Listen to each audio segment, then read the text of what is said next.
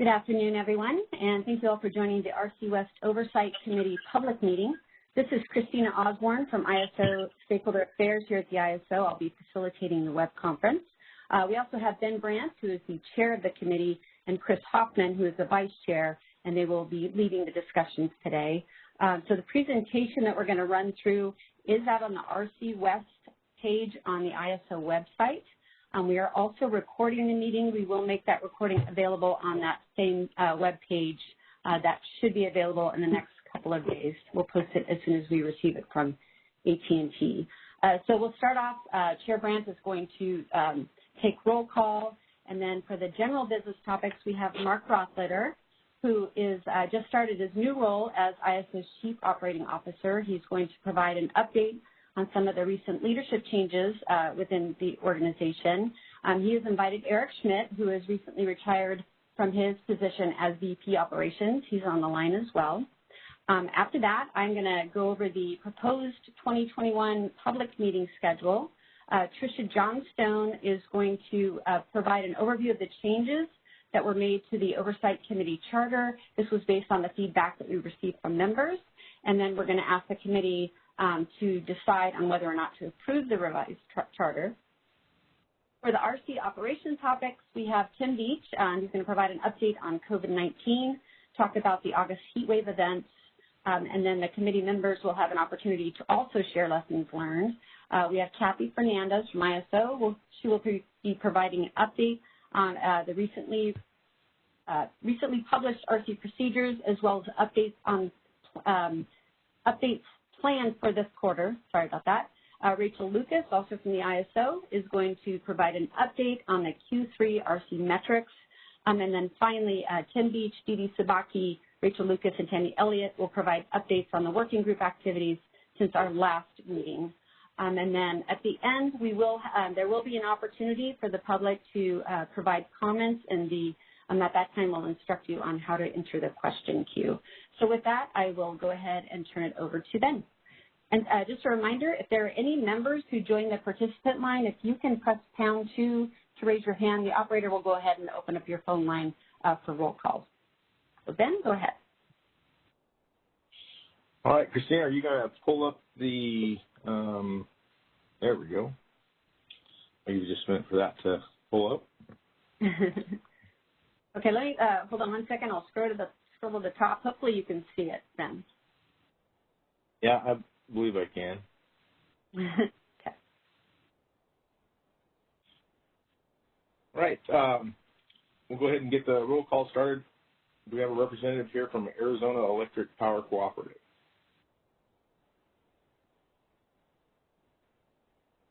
If you're on the speaker line, just a reminder to unmute your phone on your end. If you're on the participant line, please raise your hand by pressing #2. So I'll give everybody a little more time this time. Yeah, this is Shane Sanders from APCO. Sorry, can you repeat your name? Shane Sanders from APCO. Thank you, Shane. And it appears we do have a representative for Avista. I don't see the name there. Do we have a representative for Avista? Hi, Ben. Mike McGruder here. Oh, Mike. Welcome. This is Dwayne Howard Naturiner. All right. We'll jump down there and log in, Dwayne. Or check you in. Avant-Grid Renewables.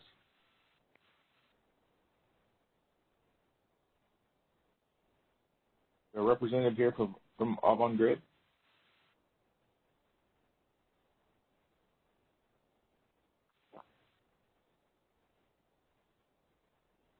All right, we're not hearing one from Avant-Grid, so if you think you're responding, check on that mute. Arizona Public Service.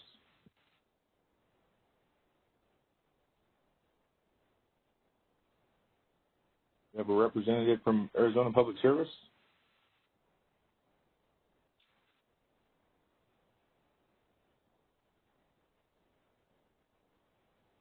All right, bank. Looks like we have Jim Shetler with us. I don't think Jim Shetler was able to join, but I'm not sure if there's anybody else representing bank. Oh, that's the absentee vote. I see that. Thanks. Yeah. Is there anyone else from bank with us today?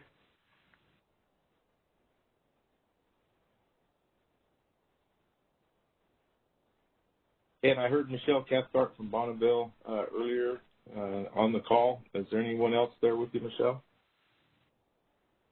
No, it's just me.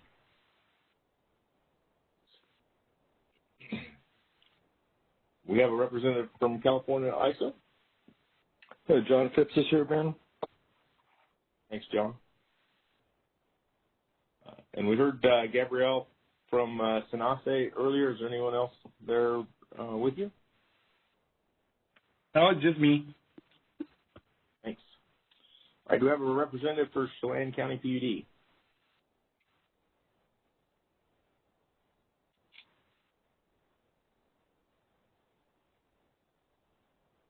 All right, not hearing a representative for Chelan. Do we have a representative for Douglas County PUD?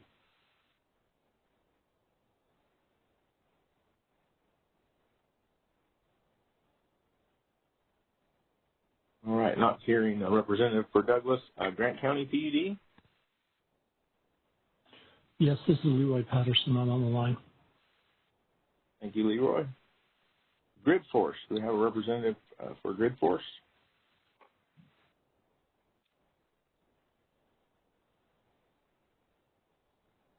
All right, not Again, hearing. if anybody's on the participant line, if any of the members are on the participant line, press pound 2 so the operator can open up your phone line.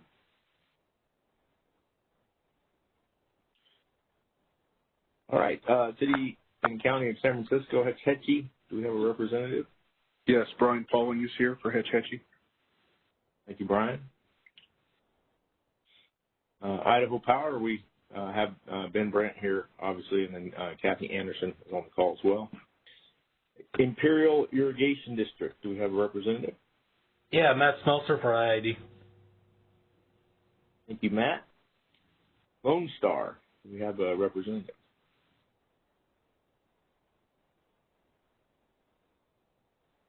Not hearing from Lone Star. Los Angeles Department of Water and Power.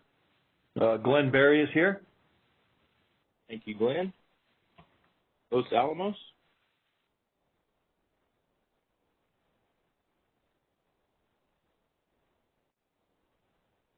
Okay, not hearing from Los Alamos. Modesto Irrigation District.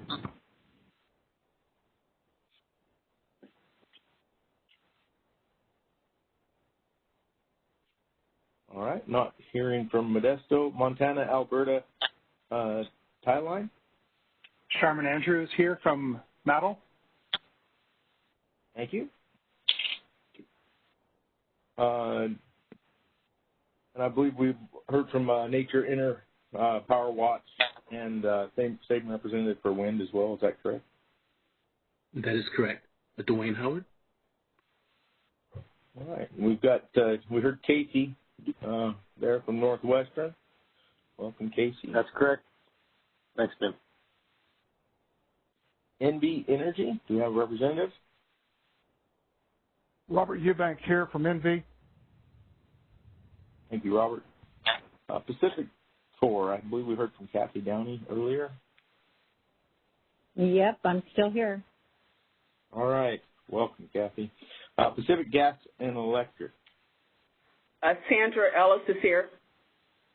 Welcome, Sandra. Portland General Electric.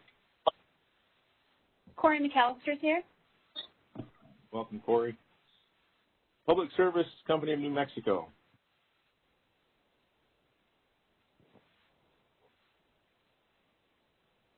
Not hearing from Public Service Company of New Mexico. Puget Sound Energy, I believe we heard from Evan. Yep, that's correct, Ben. Welcome. Salt River Project. Yeah, Ben. You've got myself and Matt Ladone here. Okay, thank you. Southern California Edison. Yes, Tony Edison's here. Thank you. San Diego Gas and Electric. Yes, Robin Benigan from San Diego. Thank you. Seattle City Light.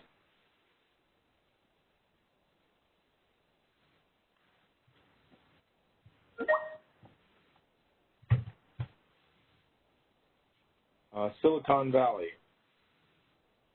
Lisa Gass is here on behalf of Silicon Valley Power. Thank you, Lisa. SMUD.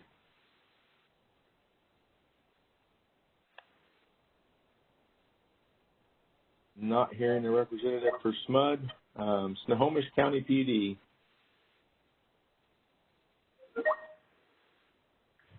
And I see that Toxie Burris has just checked in on the chat line for Modesto, so we can update that when we get up there. Thanks, Toxie.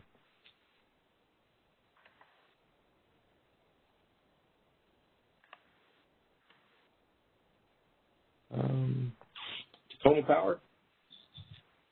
And Nuremberg's here for Tacoma Power. Thank you. Transbay Cable.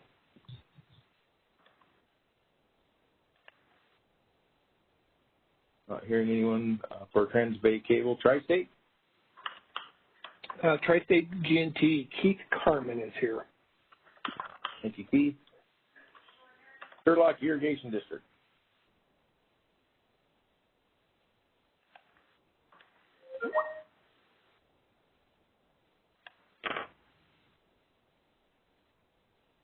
I'm hearing from Turlock Valley Electric Association. This is Emily Schneider from Valley Electric. Thank you. And Western Area Power Administration, Sierra Nevada region. Carl Dobbs is here. Good afternoon. Hi, so Carl Dobbs and Rebecca Johnson. Thank you.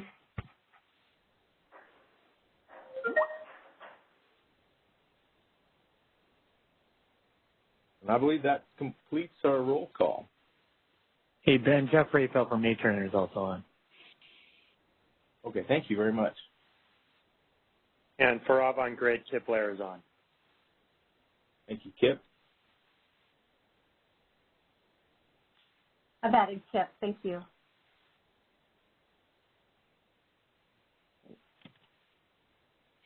All right, I think we're ready for general business, Christina. Okay. All right. So Mark Rossiter, are you on the line? Yes, I am. Good afternoon. Okay. Can you hear me okay? Yes, thank you. Okay, great.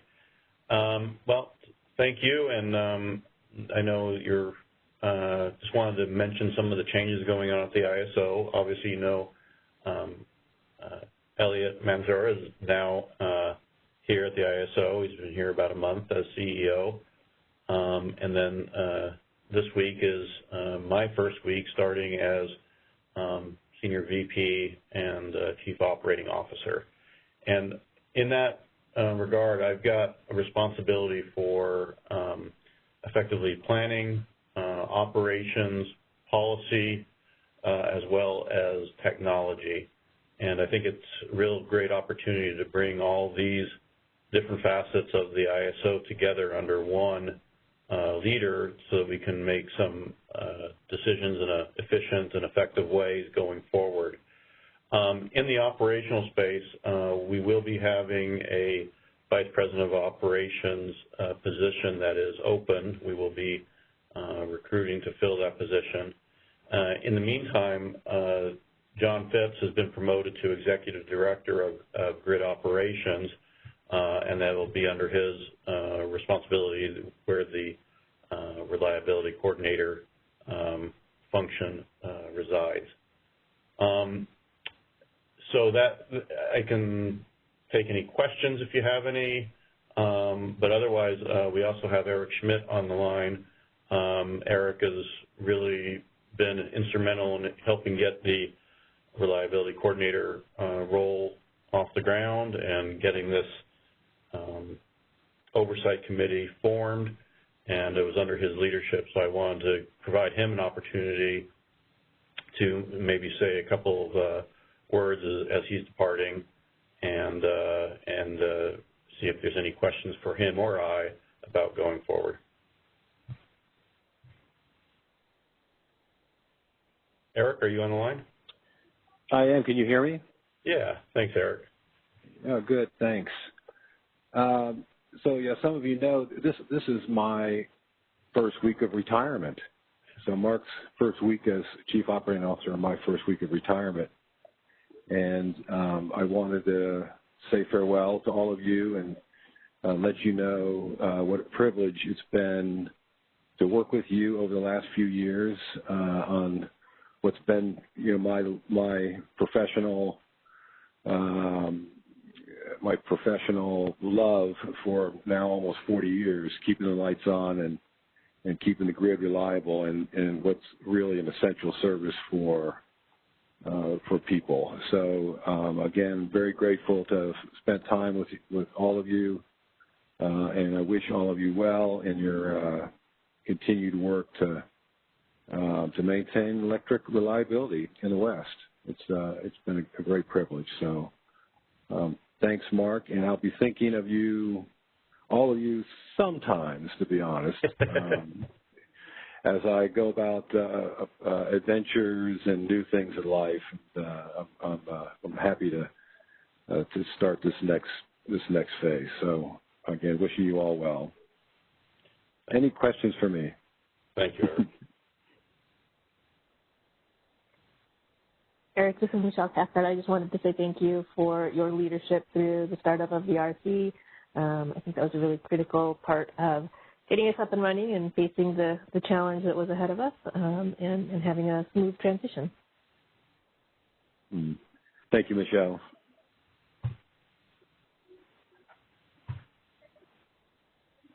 Okay. Well, I know many of you from other forums, and for those of you who I don't know, I look forward to getting to know you through this new relationship and my new role. So look forward to continuing the engagement with all of you. Mark, if I could just ask you one question. I know that you mentioned that the RC is under John now. Can you just describe a little bit the structure under John and how the BA and the RC fit in there? Yeah, John, do you want to take that? I think you're probably closer to that. Sure, I'll be happy to, Mark. Essentially, with my new role, I will have the RC function, the balancing area function, training, operations, and compliance would be the groups that would be underneath me. And then Tim Beach will be the director of the reliability coordinator function itself. So nothing. Correct. Yeah, but yeah, that's right. Yeah, there's actually directors over each of those departments that would report to me. So there would still be a director over the RCs, over the training, the balancing authority, and operations compliance. John here. If I could add, this is Tim. It's essentially the same organizational chart that we had when Nancy was executive director. I think that's a correct way to sort of frame it going forward or backwards, how you want to look at it.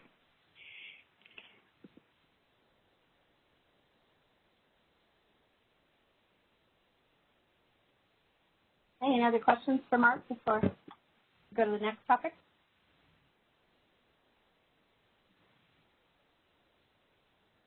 Great. Thank you, Mark. Thanks, Eric. Thank you. Thanks, Eric. This is I worked with Ben and Chris on setting up the meetings for 2021. These are for the public sessions. So I will be sending out calendar invites to all of you, as well as I will publicly notice these meeting dates and populate them on the RC West page. We are going to hold these meetings remotely until further notice, so they will be held via webinar like they have been this past year. So for additional information about RC West or this committee, you can visit the webpage on the ISO website. The next item. Any questions on this, by the way? Any feedback? We haven't discussed whether to change the time of the meeting. They have been held in the afternoon from typically 1 to 3 or 3:30. So if you have any feedback on the timing of these meetings, let me know, or Ben and Chris. So any questions from the members on this?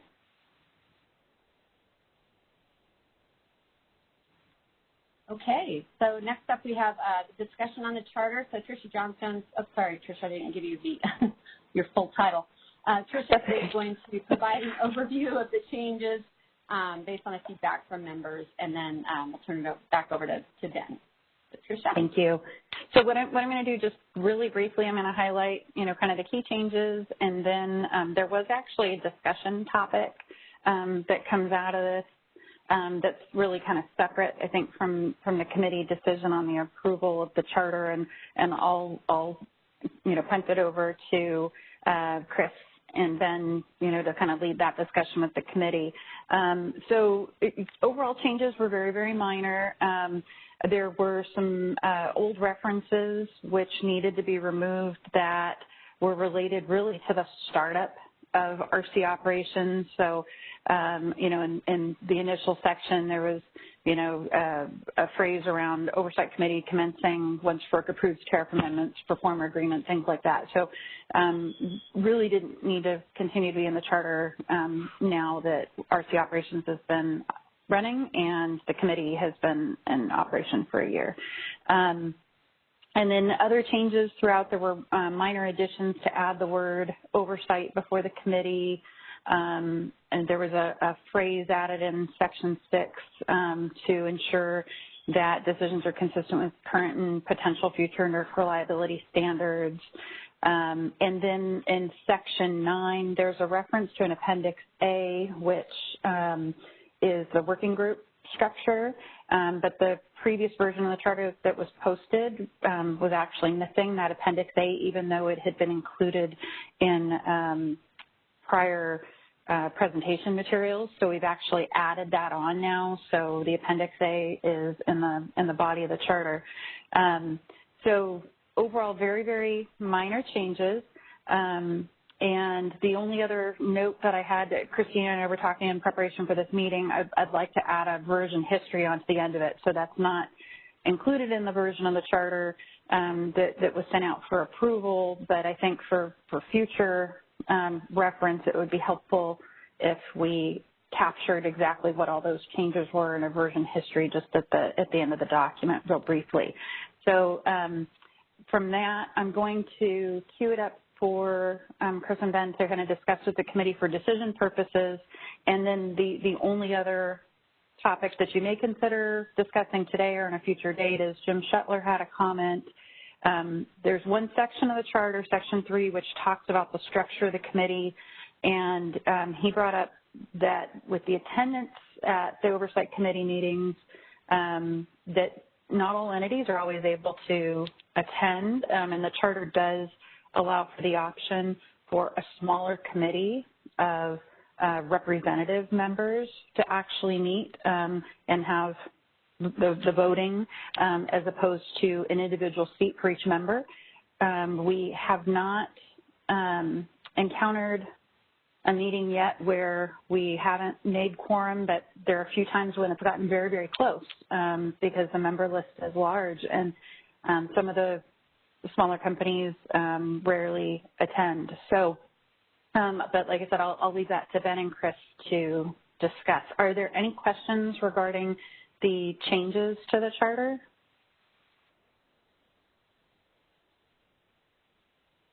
Okay, so Chris and Ben, I'll put it over to you for the decision and further discussion if needed. All right, thank you, Tricia. I talked with Christina about this earlier before the meeting about whether we wanted to vote on the charter and then discuss Jim Shetler's question about the structure. And I looked through the charter a little bit, and I believe it does allow for us to do that without a change. But I think we'll go ahead and have the discussion about Jim Shetler's question first, and then we can just kind of get that cleared up, and then we'll vote on the charter if that's all right with everyone. So, does anyone have concerns or think that we need to make an adjustment to our structure to allow for that smaller representative body to ensure that we can vote and move forward on these meetings? I'm just going to open it up for anyone to speak up and give their thoughts on that particular question and whether or not we feel like there's a need to change the way we're doing that. This is Keith Carmen with Tri-State. Go ahead, Keith. Thank you. Can you hear me okay? Yep. Okay, good. Just to comment on that, that's a good idea, but I think, as you pointed out, we really haven't had an issue of meeting quorum. I think, just talking out loud a little bit, I think that when you are a member of a committee, you have an obligation to attend that committee, right? And so that's working in our favor right now. So we're getting a fairly decent, not 100%, but good attendance from the CAISO members that are taking RC services from CAISO, and that's exactly what we want to have happen. I'm a little bit fearful that if we say, okay, we can go with the smaller committee, well, then that will just perhaps not get as many people as engaged, although that is a good alternative if we find ourselves in a situation where we can't meet quorum. But until that happens, I guess I'm kind of the opinion to leave it alone. That's all I have. Thank you, Keith. Anyone who supports Keith's thoughts there or is on the other side of that discussion and would like to make a case for the smaller committee?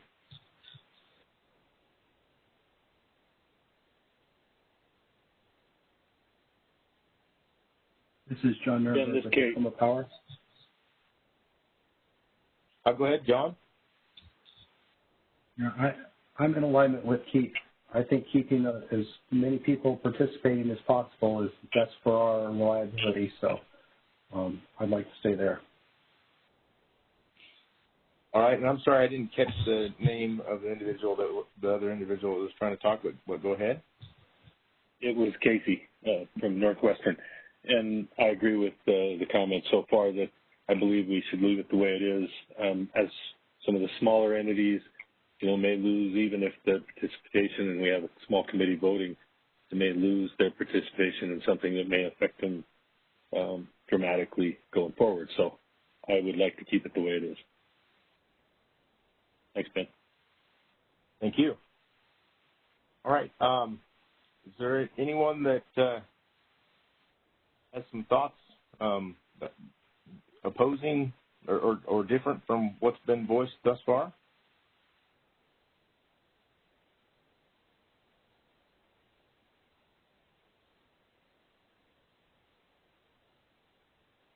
All right. I'm not really hearing a case being made to make any changes at this time. And as was stated, we can make that change at any time. So at this point, I would just suggest that we go ahead and table that comment and continue as we are today. And if everyone's all right with that, we will move to a vote to approve the changes to the charter.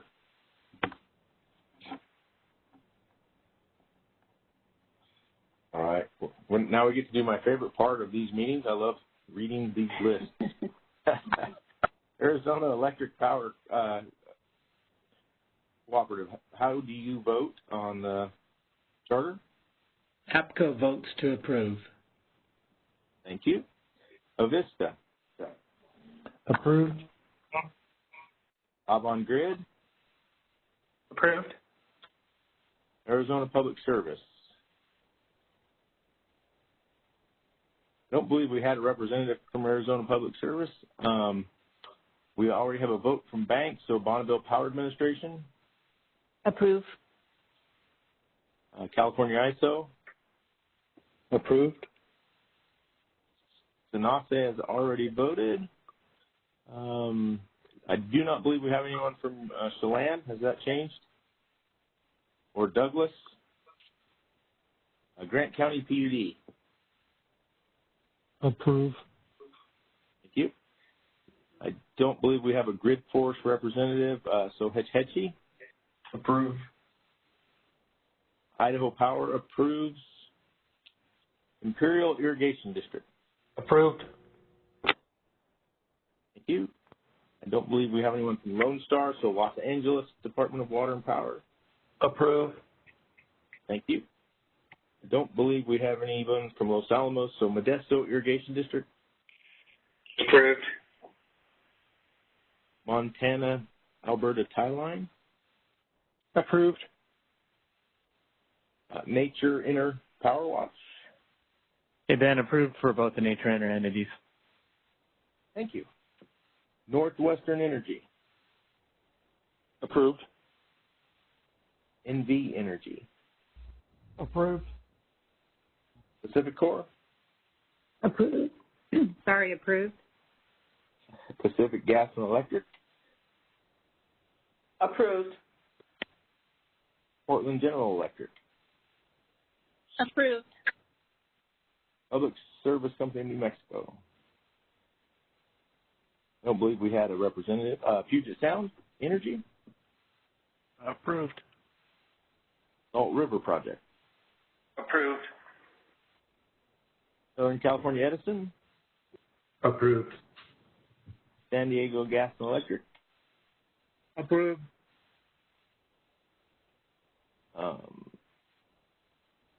Seattle City Light. I don't believe we had a representative. Silicon Valley. Submitted by absentee ballot. Approved. Oh, that's right. I see that. Thank you. We have a vote from Sacramento already. So Snohomish, I don't believe had a representative, but just in case. Tacoma Power. Approved. We did not have a Trans-Bay Cable representative, so Tri-State. Approved. We didn't have a Turlock representative, so Valley Electric Association. They submitted absentee, and so did WAPA. So did WAPA. Yes, thank you. Mm-hmm.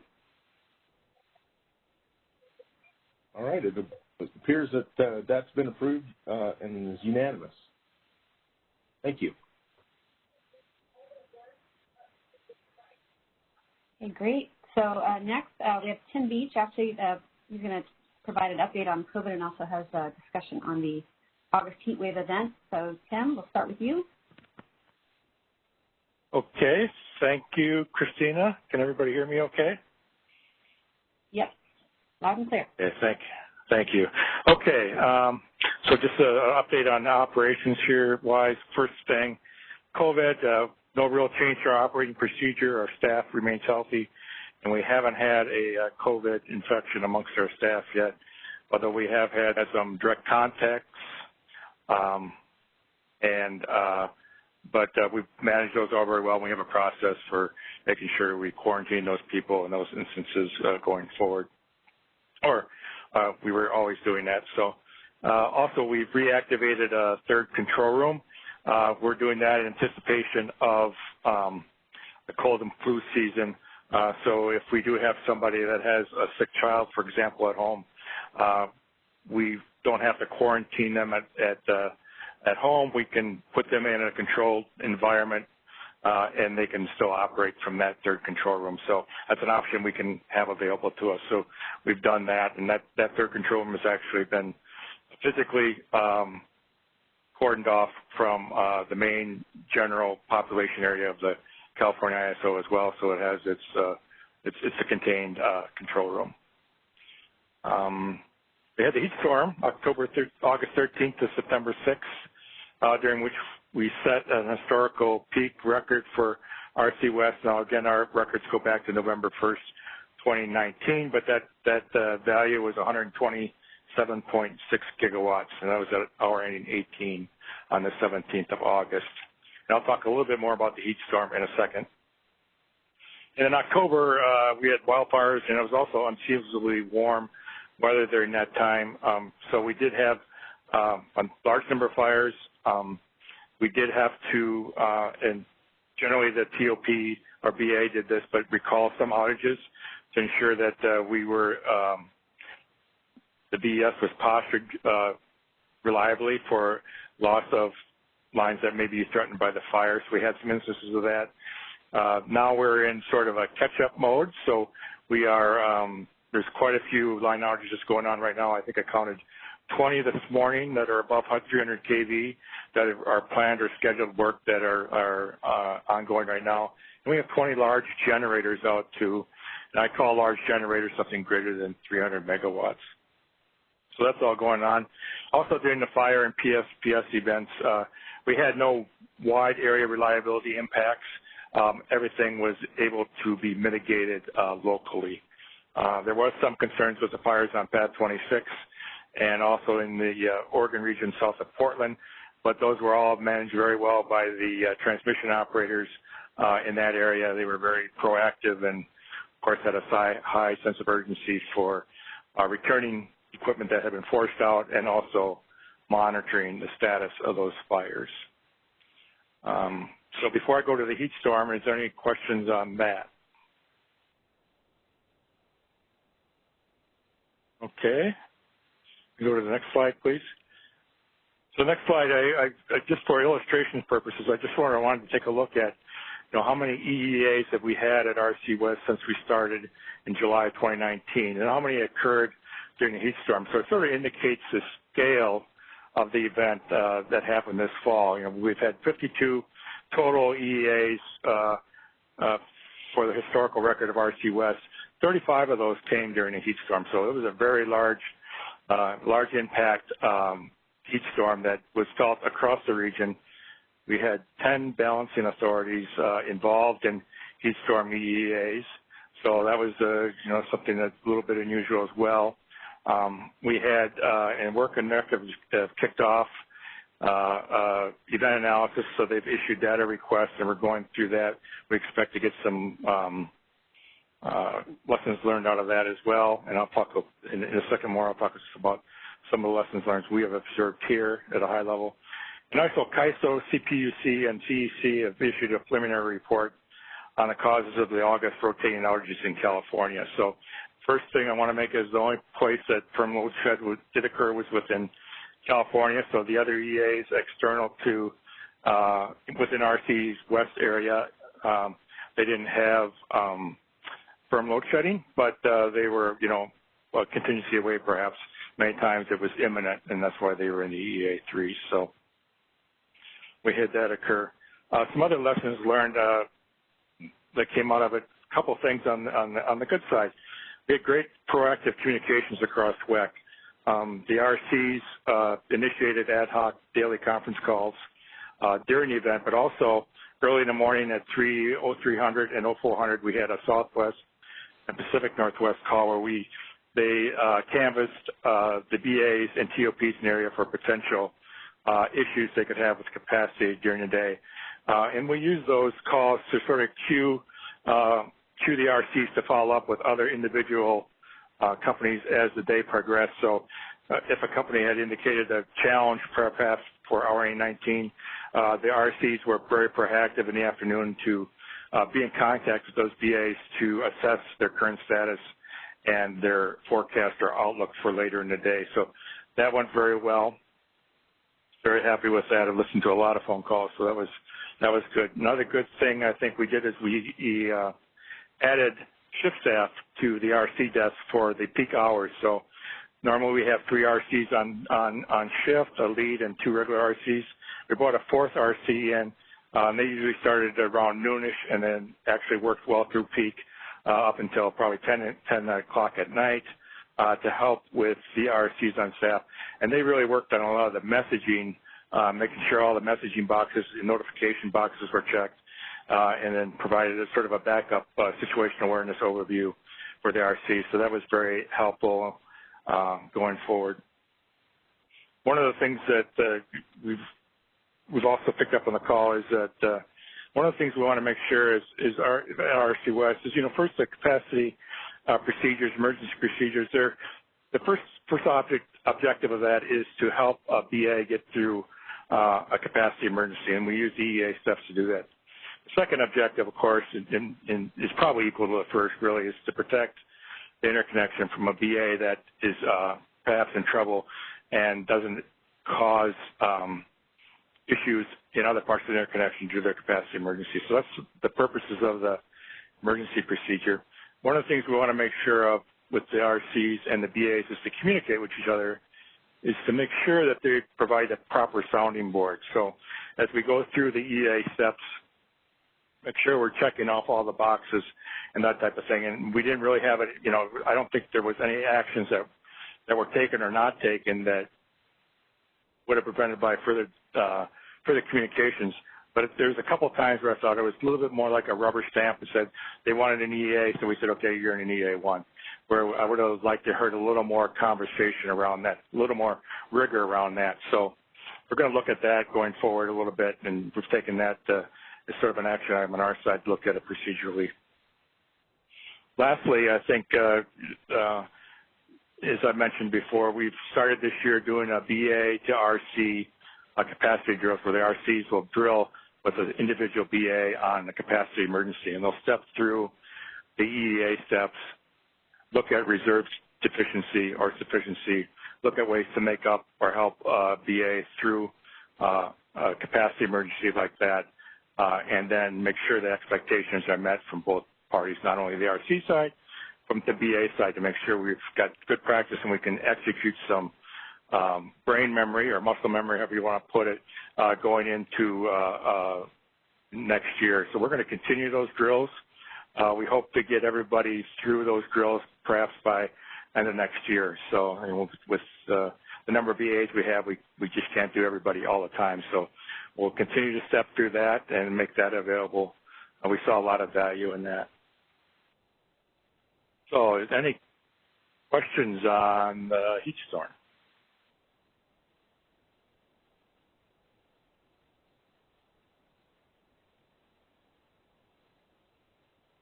Okay, yeah, good. I do want to thank everybody and sort of a hats off to all the BA operators and TOP operators of doing an excellent job of making sure they're on those conference calls during the day and communicating the status of their system. So it was really in some respects, a good event that everybody sort of linked their arms together and we marched through the heat storm and were able to manage it pretty well. So I really appreciate that and thank you. Okay, so I think Tricia Johnson is actually going to provide an update on the RC procedures. Yes. So just really briefly, so you can see there's a long list of procedures which have been updated since the last Oversight Committee meeting. On the whole, changes have been very, very minor. Most of them are annual or periodic reviews. The notable ones on the list, Dee Dee will talk to you a little bit more on the work that happened with the Ops Planning Working Group for annual review on outage coordination and SWL methodology and OPA process. And then also we have the new PRC-12 process implemented and published, so it's ready to go for the January 1st effective date. Go ahead to the next slide. And then upcoming this next quarter, we're working through list of tie updates with neighboring RCs to confirm that the current list is accurate, and then the remaining ones are annual reviews. Any questions? Okay, thanks, Christina. Great, thank you. All right, Rachel, are you on? Hi, Christina. Yes, I am. Thank you. So good afternoon. I'm here to talk about the RC metrics for the third quarter. So similar to the past quarters, we're here to provide the data as a baseline set for 2020. The first metric here shown on the slide is with regards to state estimator solutions for residual errors. So for some background on this metric, the residual flow is the difference between the calculated state estimator solution flow on each line compared to the actual telemetry values. So this graph shows the state estimator accuracy in RC West area as a whole, and we break it down by the different voltage levels. So this slide here is representing the megawatt flow month over month, showing that progress. So comparing January to Q3, we're seeing improvements on 500 kV lines as well as 345 and 230 kV lines. Introduced in June, we introduced the 138 kV as well as the 115 kV data set into this metric. So overall, we're seeing an increase in residual error, but we're looking to round this data out with more data as we go towards year end. Next slide, please. So for this slide, it is also reflecting of State Estimator Solutions residual errors, but this slide is focused on megavar for 500 kV facilities, 345 and 230, as well as 138 and 115, which was similarly introduced back in June. So for here, we're looking at voltage comparison for all of RC West area for residual errors. We're seeing a reduction compared to January for 500 kV lines, 345, 230 kV lines, as well as similarly an increase for the 115 and 138 kV lines. Our next metric is on DACA accuracy, which stands for Day Ahead Contingency Analysis. This tool is designed to identify potential contingencies in the day ahead time frame. So with this metric, what we're looking to do is compare day ahead to real time, and we're comparing 5-minute RTCA results in real time compared to hourly day ahead results. So these daily values are saved on a daily process and are updated for the next day studies. And we're seeing about 32 to 39 matches for comparing not observed in DACA but showed in RTCA, and the other is about 38 to 48.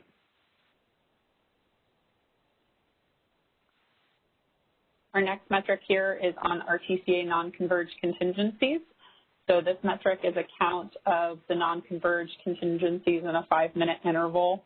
We're averaging close to about 9 non-converged contingencies every run. And that, as a note, we're seeing about over 8,500 contingencies in comparison in each solution. So right now this is showing as an average count per month for each run. And for Q3, we saw drastic improvements here with some improved modeling. So the last metric I'll be talking through today is with regards to city or issue resolution progress, and city stands for Customer Inquiry and Dispute Information. So this is a count of those tickets that are specifically for RC inquiries. So those are the bar charts on each of the different months there, the number of opened or closed tickets, but the gray and the yellow lines may change each time this data set is pulled because numbers change as September cases get closed out. But overall, what we're seeing here is that tickets are with support for about 8 business days. Does anybody have any questions with regards to these?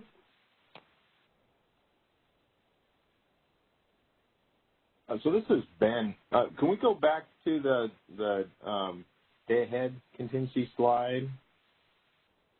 So I'm wondering what maybe where some of the issues are in the data, things that we can do, the entities as far as our data submittals. Is there anything, any specific deficiencies in the data that are making this tougher for you guys than it has to be, or what efforts can we be working with you on to help improve these numbers, whether it's the day ahead or any of the other residual, any of that. I know there's different efforts to clean this up, but do we have ideas where the bigger issues are, and is there a good feedback loop with the utilities so that we're doing our part to help you guys in these modeling efforts? Sure. This is Didi. Ben, this is actually something that Rachel and I have been reviewing. One of my managers, also Ong, has been reviewing. As many of you are aware, that the day-ahead contingency analysis are really a reflection of 3 input, right? There is a generation forecast, which is the data that is submitting from the BA. And then there is a load forecast, which is also the data that is submitted from the BA. and then there is the transmission topology. And the transmission topology is a reflection of what we call the default switch status of what we think the default status of the switch would be, whether or not it's open or closed.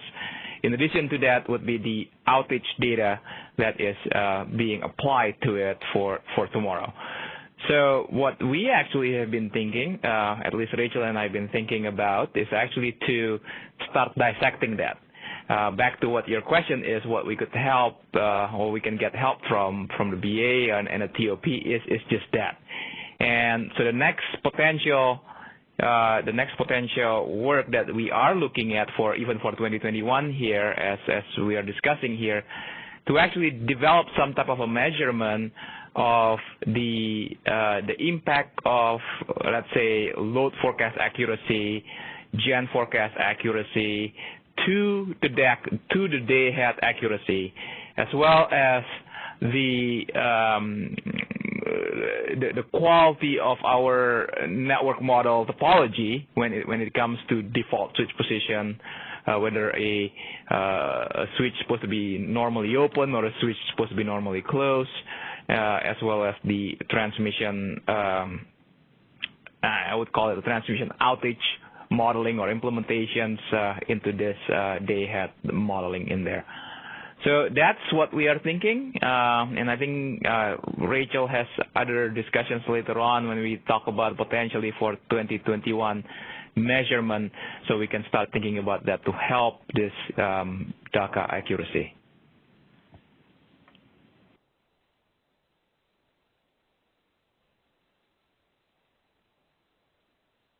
Thanks, Dee. All right, any other questions for Rachel?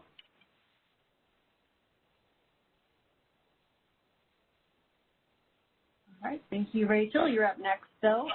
You're going to provide an update on the Data Exchange Working Group activities. Thanks, Christina.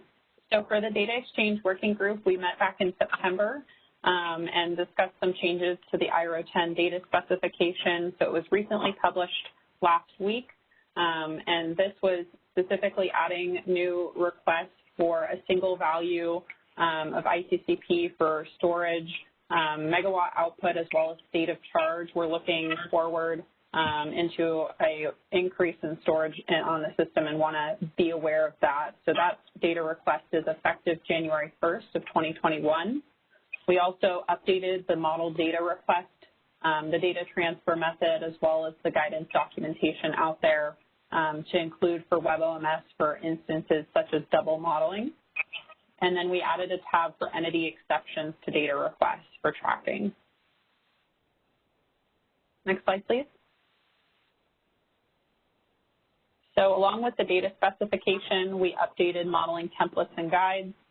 These were also discussed and collaborated with the Data Exchange Working Group, and we also recently had a training session on several of these templates in the process as a whole.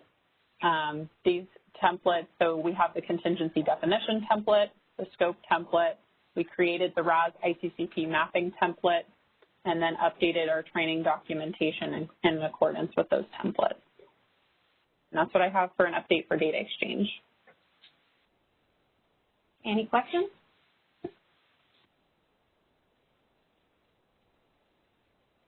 Okay, so Dee, Operations Planning Working Group. Sure thing. So just kind of want to give an update of where we are. As we've discussed a while, I guess we now literally have been a year since November 1. So what we've done is we started a sort of kind of an annual review of many of our underlying principles of the processes. So we started under OPWG, we started reviewing our outage coordination process, and we completed that. I want to really thank many of the task force, the working groups that's working on this.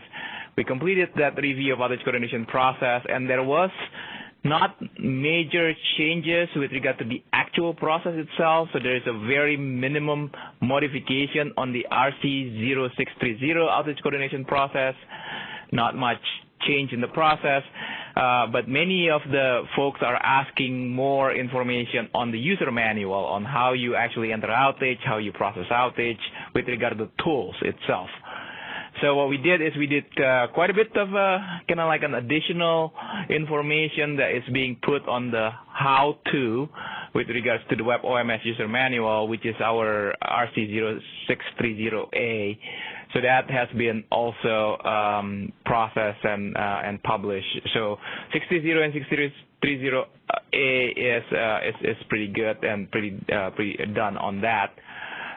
We also have done completed the review on the OPA, the Operations Planning Analysis. This is the DACA stuff in there.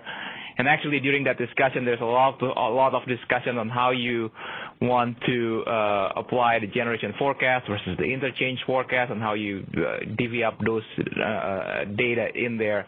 That one is also completed. The last one that is sort of completed but not quite done is actually the review of the system operating limit, the SOL methodology. The group has actually completed this review, but there is a little bit more discussions on and around the conditional IROL portion in there. So with that, we have not completed the actual procedure itself.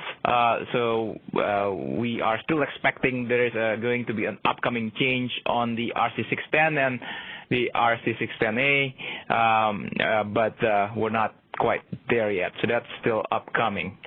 Another item that is big that I want to bring everybody to attention is the completions of the PRC12, right? We've been, the groups, the committees have reviewed some of this, the PRC12 process, and I believe you all have reviewed it and approved it. The activities from now on is more on the outreach and letting people know. So I just wanted to take this time again to thank you, but also doing some type of an outreach with you all, because I know that Remedial Action Scheme (RAS) in the Western Interconnection is very prevalent and widely used, and I want to make sure we do as much outreach as possible to let people know that we do have this new process, these new procedures with regards to Remedial Action Scheme, and this would actually take place or effective as of January 1st, 2021, whereby the RAS, new and modified RAS needs to go through this process, needs to be approved by the RC instead of going through the legacy process with WEC. So if you are not aware, or if you just have, you're relatively newer in this PRC12, please let your staff know that it's a brand new process really that will be effective on January 1st, 2021. Along with this, though, we have been working on what we call the RCOS RAS database. So Rachel and staff has been working on and testing and do a UAT, so to speak, on the RAS database, and for all the RAS submission database and all the stuff, all the good stuff. So that is also going to be upcoming, and whoever staff in your site that are working on the RAS, please let them know to be looking for the upcoming announcements for training and show and tell on the RAS database to support this PRC12 in there. So that would be my update for OPWG. Any questions for Dee Dee?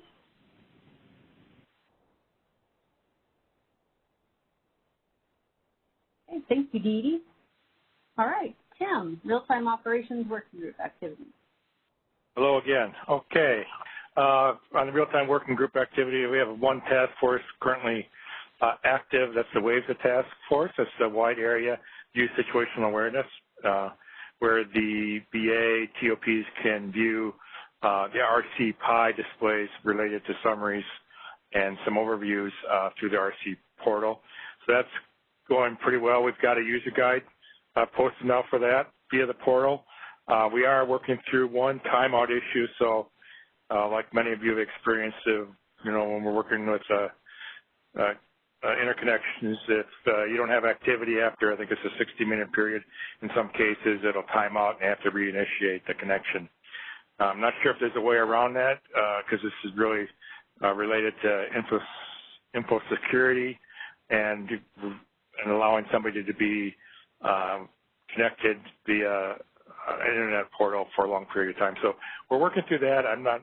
We haven't given up on it yet, but I'm a little skeptical if we'll get much past an hour for timeout issues, without somebody having to move the mouse or something in that regard to keep their screen alive.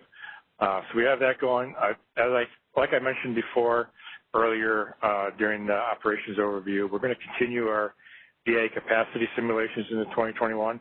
And we really are going to be focused on some of that reserve management communications between regarding RSG member VAs. So we're going to really add some additional focus on that. So that's going to continue, of course.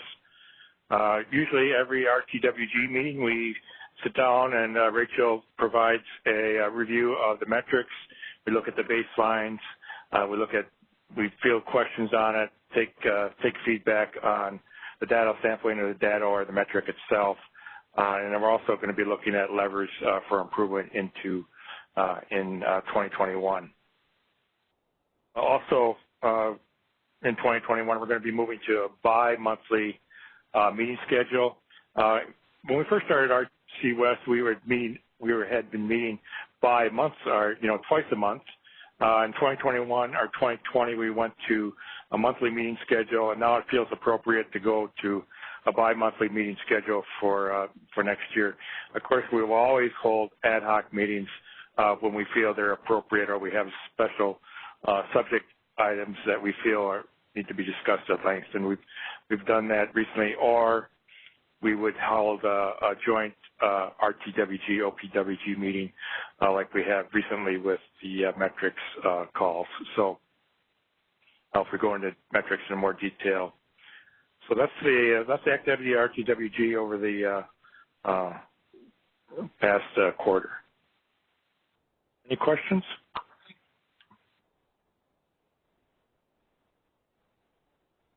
Okay, thank you, Tim.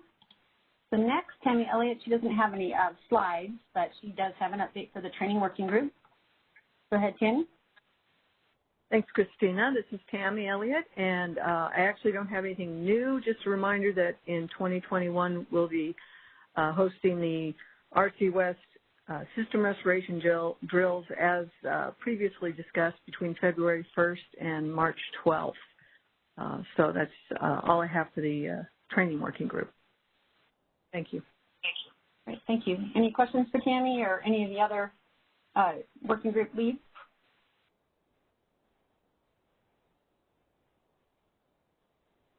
Okay, so next future agenda items will be for the public meeting. So the next meeting is February 23rd. I'll be sure to send you all invites. But are there any items that you'd like to discuss during the public session that you can think of now? If not, you can always send those to us.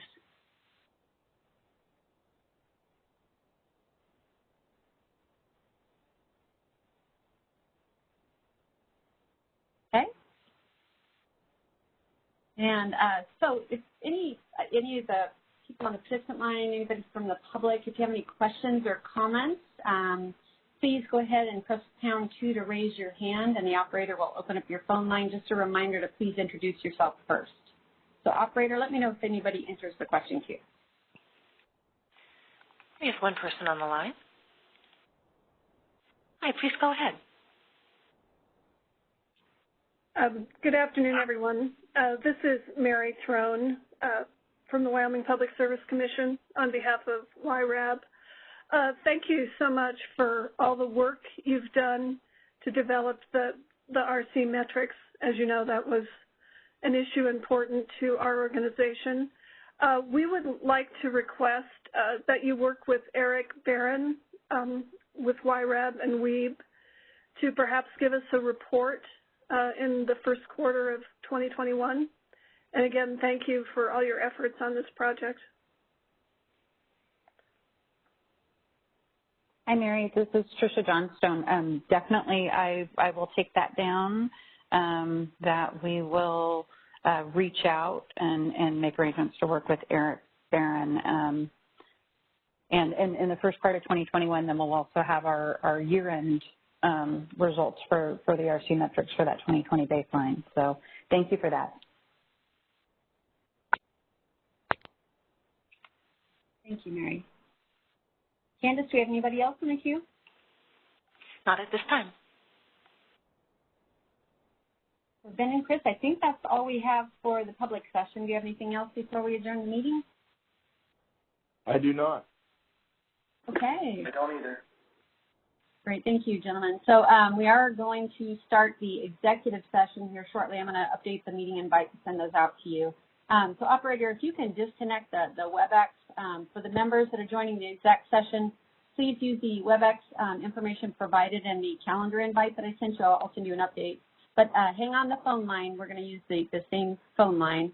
And operator, please also turn off the recording.